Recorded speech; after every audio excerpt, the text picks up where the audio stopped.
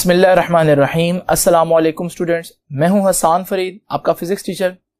आज हम स्टार्ट करेंगे चैप्टर नंबर 2 जो कि वेक्टर्स और इक्वेशन के बारे में है। तो आइए जानते हैं कि वेक्टर्स क्या होते हैं। स्टूडेंट्स, आपको याद होगा चैप्टर नंबर 1 में मैंने फिजिकल क्वांटिटीज के बारे में डिस्कस किया था कि फिजिकल क्वांटिटीज ऐसी क्वांटिटीज होती हैं जिनको हम मेजर कर सकते हैं। All measurable quantities are physical quantities. For example, मैं इस मार्कर की लेंथ मेजर कर सकता हूं तो length is a physical quantity. मैं इस मार्कर का एरिया फाइंड आउट कर सकता हूं, so area is a physical quantity. और मैं इस मार्कर का वॉल्यूम फाइंड आउट कर सकता हूं, स्पीड फाइंड आउट कर सकता हूं, इस पर लगने वाली फोर्स फाइंड आउट कर सकता हूं, इस पर होने वाला वर्क फाइंड आउट कर सकता हूं। ये सारी चीजें जो मैं फाइंड आउट कर सकता हूं, मेजर कर सकता हूं, इन्हें हम फिजिकल क्वांटिटीज कहेंगे। लेकिन फिजिकल क्वांटिटीज को दो तरह से क्लासिफाई किया जाता है। नंबर 1, कुछ फिजिकल क्वांटिटीज ऐसी होती हैं जिनको कहा जाता है कि हैं तो वो फिजिकल क्वांटिटीज मगर हैं वो स्केलर्स। और कुछ फिजिकल क्वांटिटीज ऐसी होती हैं जिनके बारे में कहा जाता है कि ये फिजिकल क्वांटिटीज तो हैं, मेजर तो किया जा सकता है, लेकिन इन्हें हम बोलते हैं कि ये हैं वेक्टर्स। तो फिर आप जरूर जानना चाहेंगे कि वेक्टर्स और स्केलर्स, अगर हमने दो क्लासिफिकेशंस बनाई हैं तो फिर वेक्टर्स और स्केलर्स में कुछ ना कुछ डिफरेंस तो होगा। डेफिनेटली डिफरेंस है। जरा देखते हैं, पहले डेफिनेशन लिखता हूं और फिर मैं इसको बड़े अच्छे तरीके से आप लोगों को एक्सप्लेन करूंगा ताकि किसी किस्म की कोई कंफ्यूजन ना रहे। ये देखिए जी, जब हम स्केलर्स को मेजर करते हैं तो हमारे लिए दो चीजें इंपॉर्टेंट होती हैं बस, ठीक है। तो स्केलर्स की डेफिनेशन ये होगी कि what are scalars? Scalars are the physical quantities which require, इनको चाहिए होती है, which require number 1 मैग्नीट्यूड। एक तो इनको मैग्नीट्यूड चाहिए होता है and unit for their complete description. अगर आप स्केलर को कंप्लीटली डिस्क्राइब करना चाहते हो, जिससे आपको पूरी बात समझ में आ जाए, सारी इंफॉर्मेशन समझ में आ जाए, तो सिर्फ और सिर्फ आपको दो चीजें चाहिए और वो मैग्नीट्यूड और यूनिट है। एग्जांपल देता हूं, देखिए जी एग्जांपल।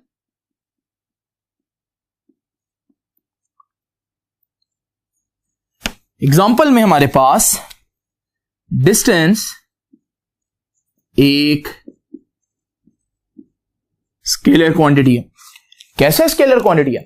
जब भी मैंने डिस्टेंस बताना हो कि मैंने कितना ट्रेवल किया, मैं आपको बताऊंगा कि भाई मैंने 50 मीटर्स ट्रेवल किया।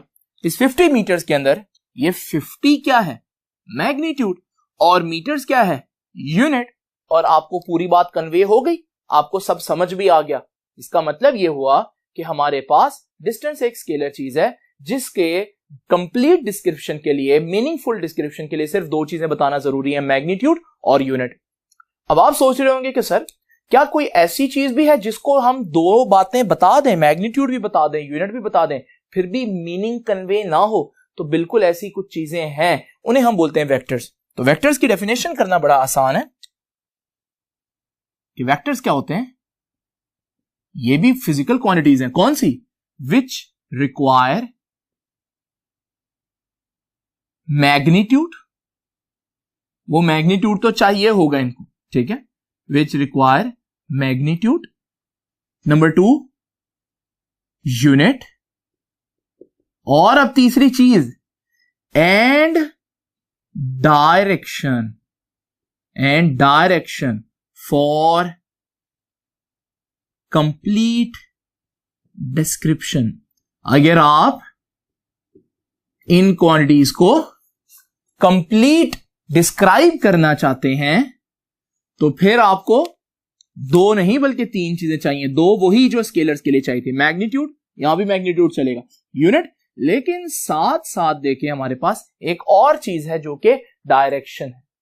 अब आप इसकी एग्जांपल्स मांगेंगे, डेफिनेटली इसकी एग्जांपल्स में मैं आपके सामने लिखूंगा फोर्स।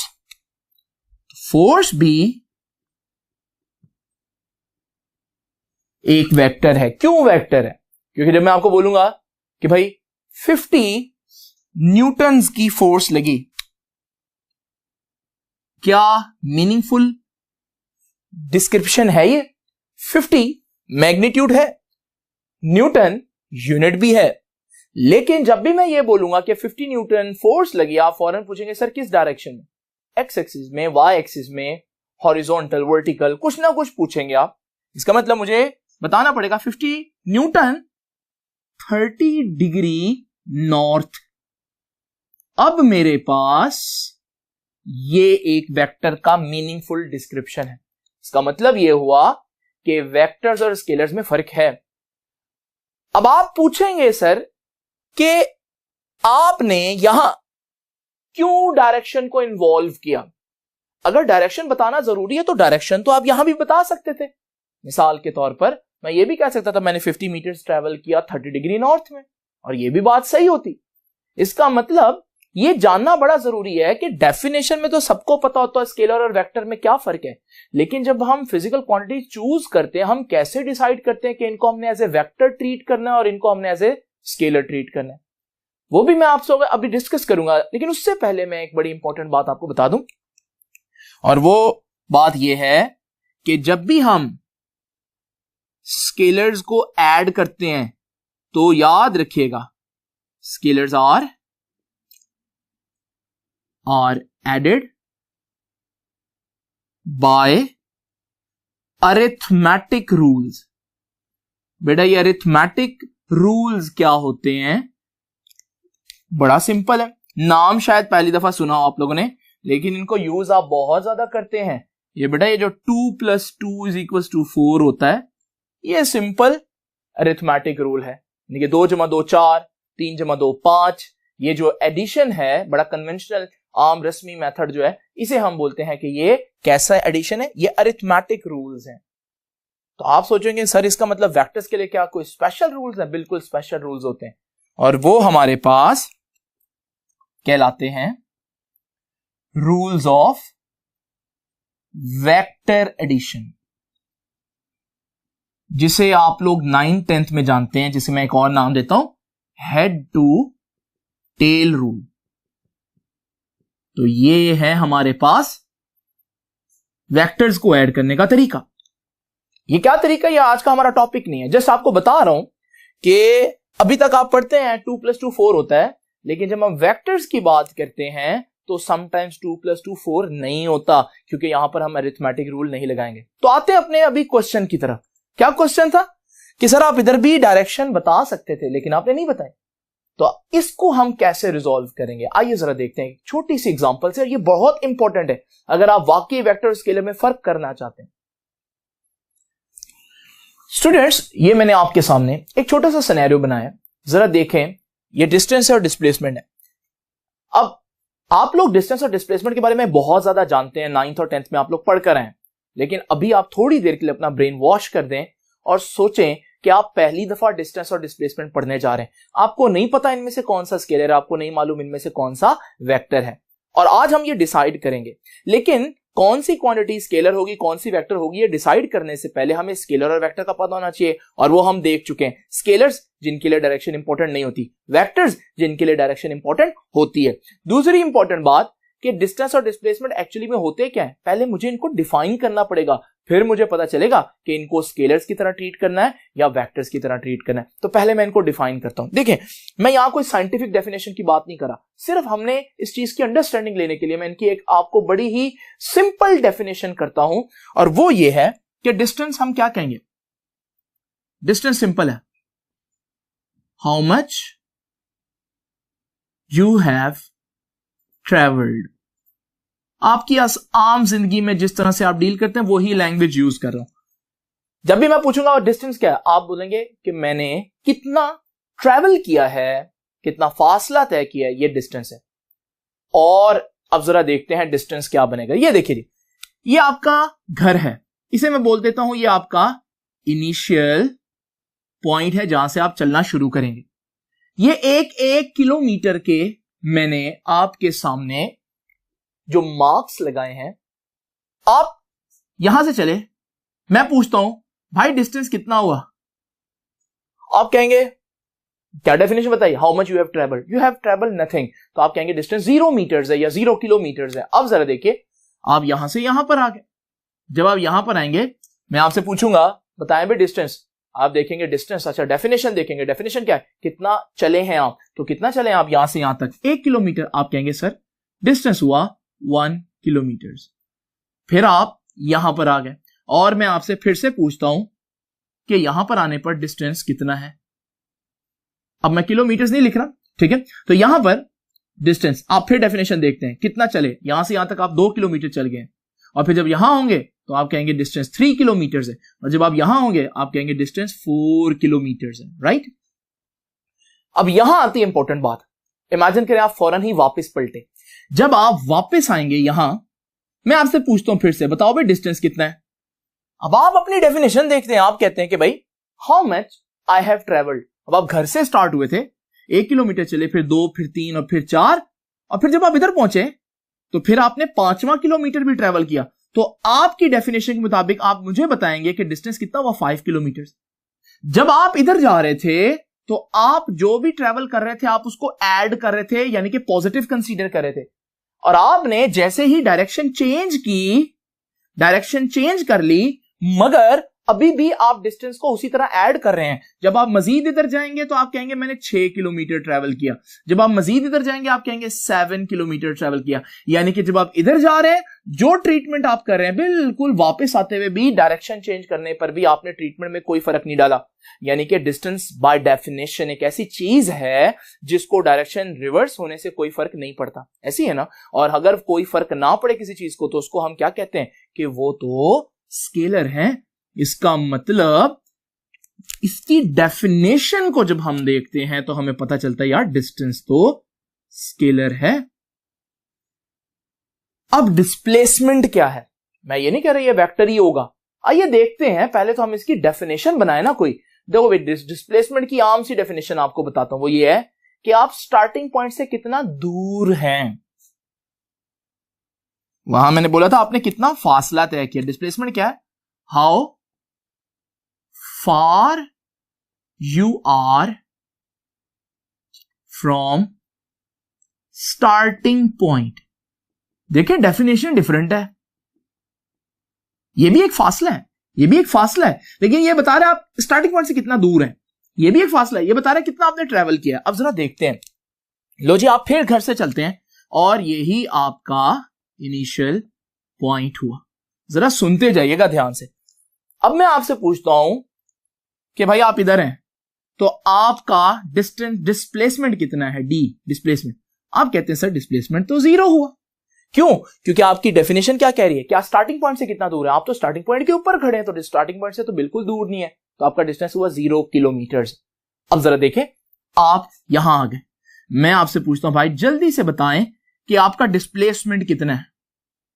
आप क्या कहेंगे डिस्प्लेसमेंट कितना है? डेफिनेशन को देखेंगे, डेफिनेशन क्या है, आप स्टार्टिंग पॉइंट से कितना दूर है, आप स्टार्टिंग पॉइंट यानी कि घर से 1 किलोमीटर दूर है, आप कहेंगे सर मेरा डिस्प्लेसमेंट 1 किलोमीटर है। फिर जब आप इधर जाते हैं आप स्टार्टिंग पॉइंट से इतना दूर है, आप कहेंगे सर मेरा डिस्प्लेसमेंट 2 किलोमीटर है। फिर जब आप इधर जाते हैं आप कहते हैं सर मेरा डिस्प्लेसमेंट 3 किलोमीटर है, क्योंकि मैं घर से 3 किलोमीटर दूर आ चुका हूं। और फिर जब आप इधर जाते हैं आप कहते हैं सर मेरा डिस्प्लेसमेंट 4 किलोमीटर है।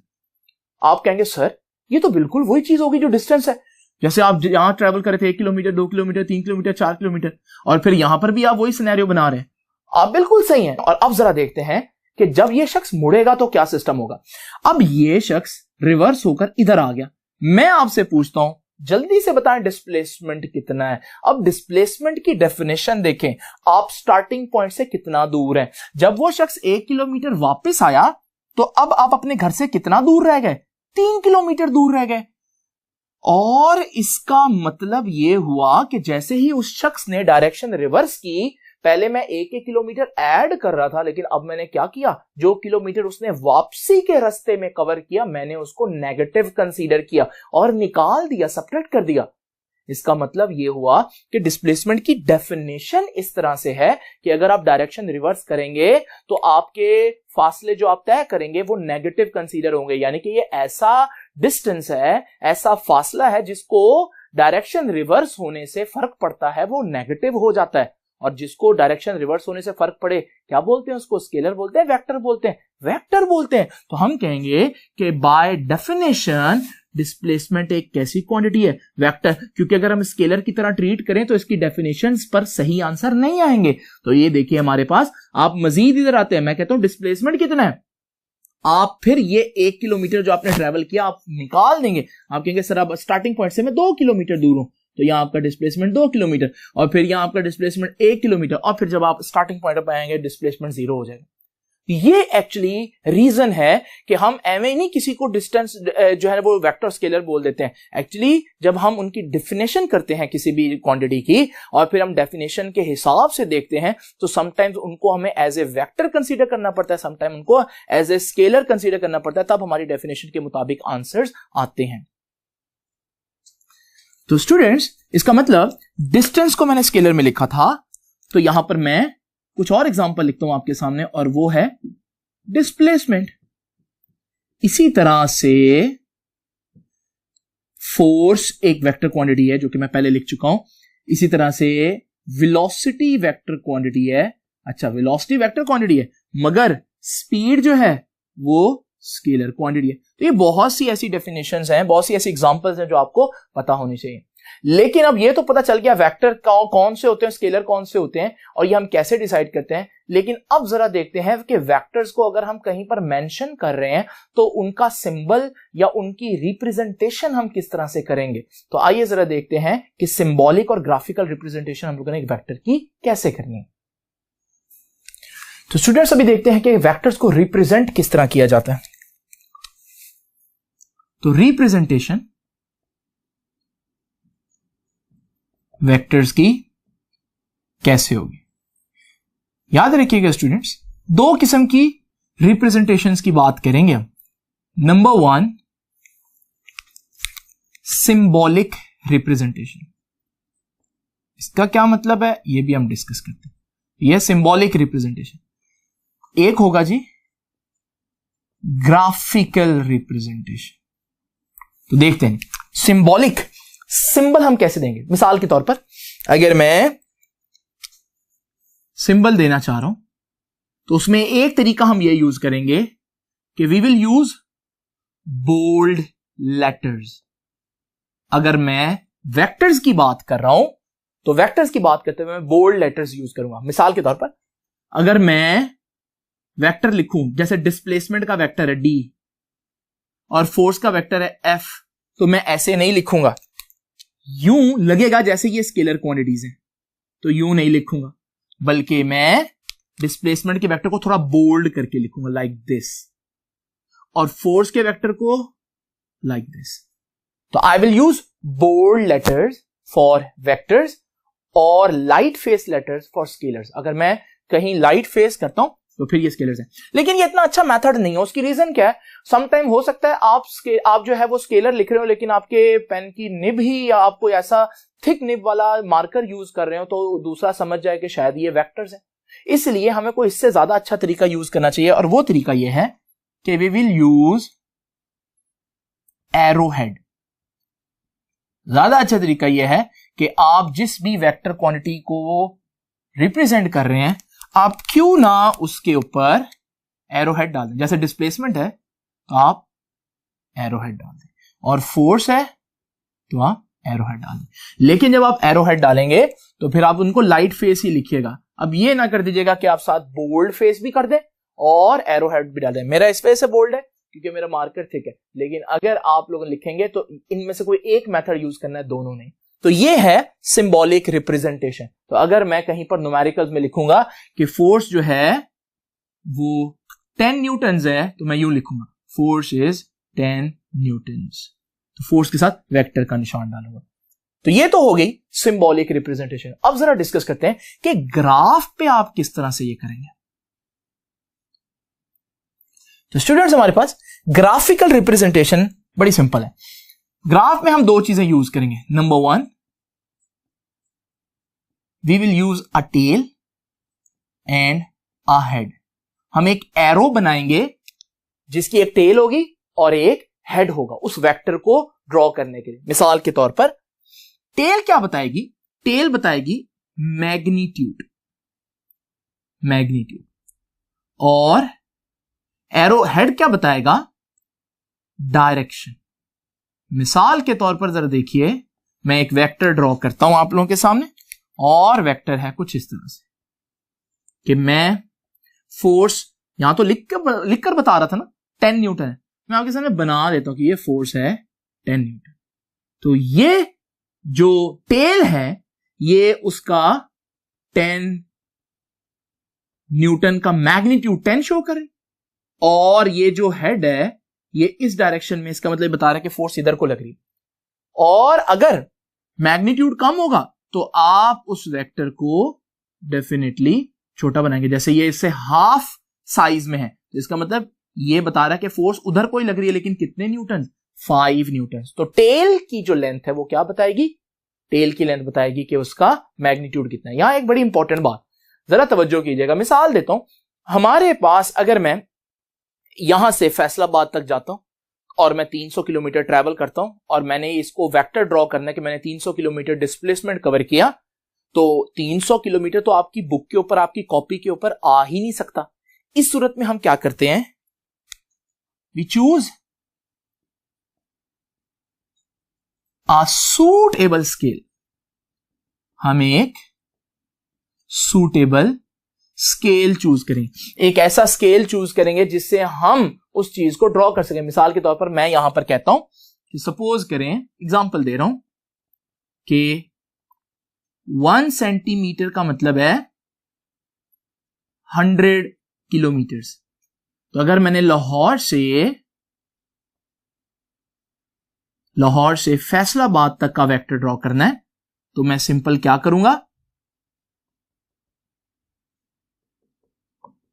1 सेंटीमीटर 100 किलोमीटर, मैंने 300 किलोमीटर ट्रैवल किया, तो मैं 3 सेंटीमीटर लंबी टेल बनाऊंगा उसकी।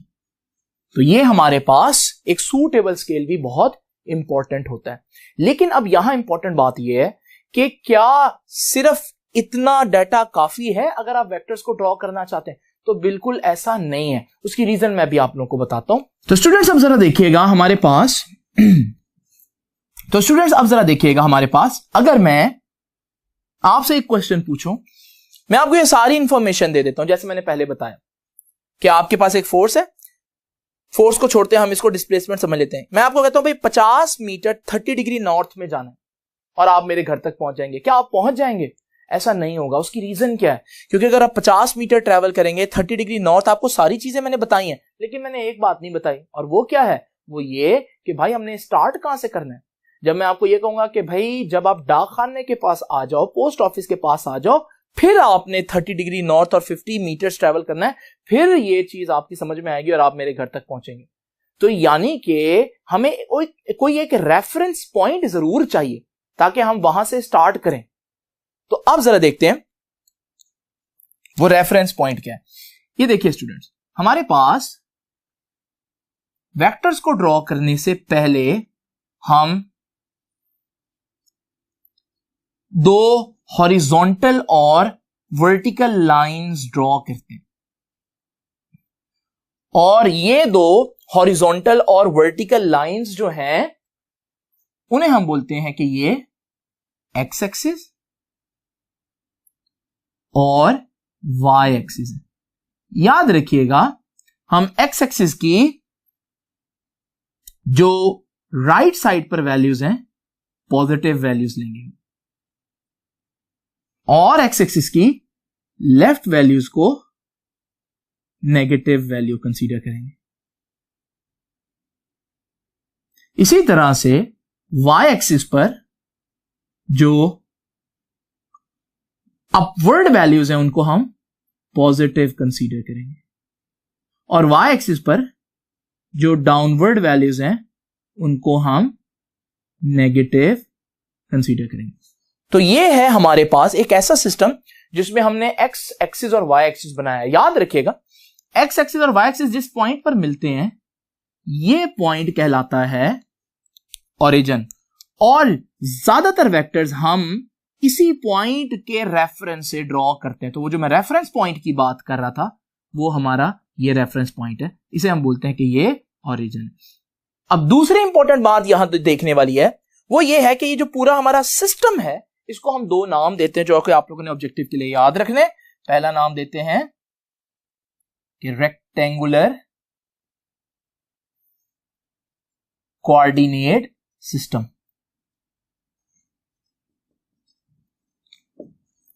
और इसको एक और नाम भी देते हैं कार्टेशियन सिस्टम। कार्टेशियन सिस्टम, ये दो नाम आप लोगों ने याद रखने हैं कि रेक्टेंगुलर कोऑर्डिनेट सिस्टम और कार्टेशियन सिस्टम। तो यहां पर ये रेक्टेंगुलर कोऑर्डिनेट सिस्टम या कार्टेशियन सिस्टम का फायदा क्या है? आपने जब भी किसी चीज को लोकेट करना हो तो आप बड़ी आसानी से इस सिस्टम के ऊपर लोकेट कर सकते हैं। ये देखिए, अगर मैं इस पॉइंट की बात करूं, ये मेरे पास एक पॉइंट है,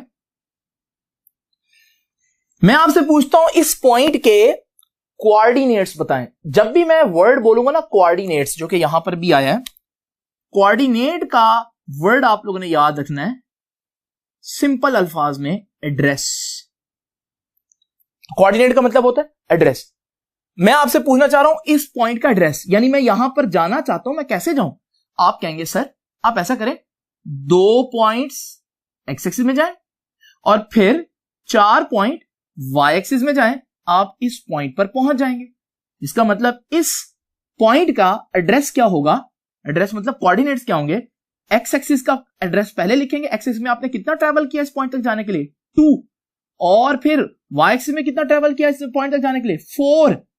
तो ये 2 और 4 इसके क्या होंगे?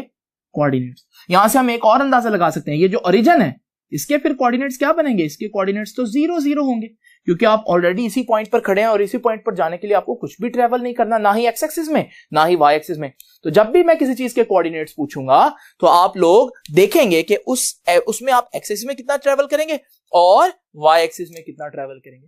ये है हमारे पास कोऑर्डिनेट सिस्टम, जिसे हम कार्टेशियन सिस्टम कहते हैं। इसको समझना बहुत इंपॉर्टेंट है। रेक्टेंगुलर का वर्ड क्यों आया और कोऑर्डिनेट का क्यों आया? कोऑर्डिनेट, इससे आप किसी भी पॉइंट का एड्रेस आसानी से बता सकते हैं किसी को। दूसरा इंपॉर्टेंट बात, रेक्टेंगुलर का मतलब क्या? रेक्टेंगल का मतलब होता है 90 degree.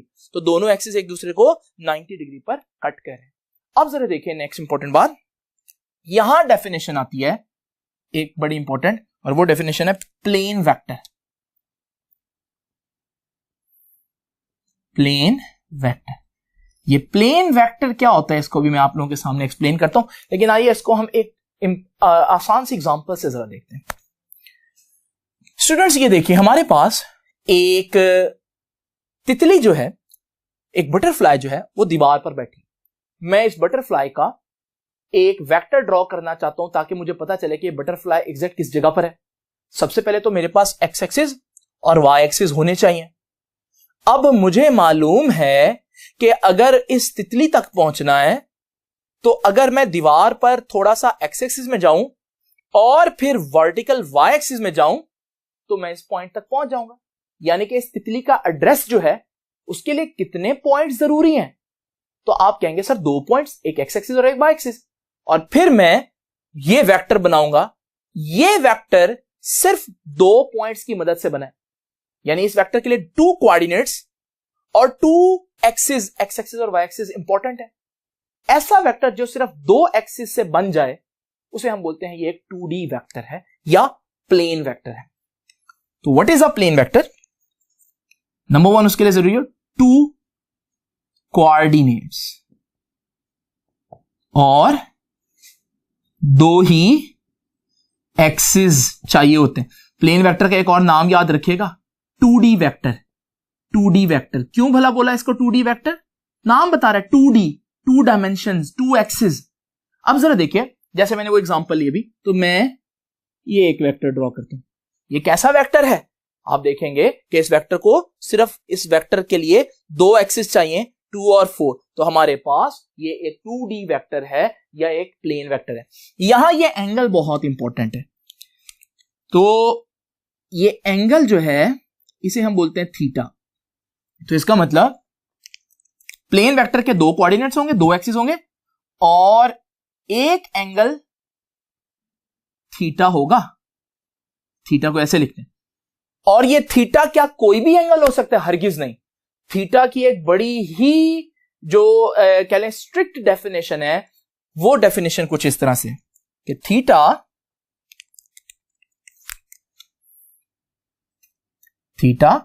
Is an angle which a vector makes from, अब ये अगली बात जरा ध्यान से सुनिएगा, from positive x axis in anti clock wise direction.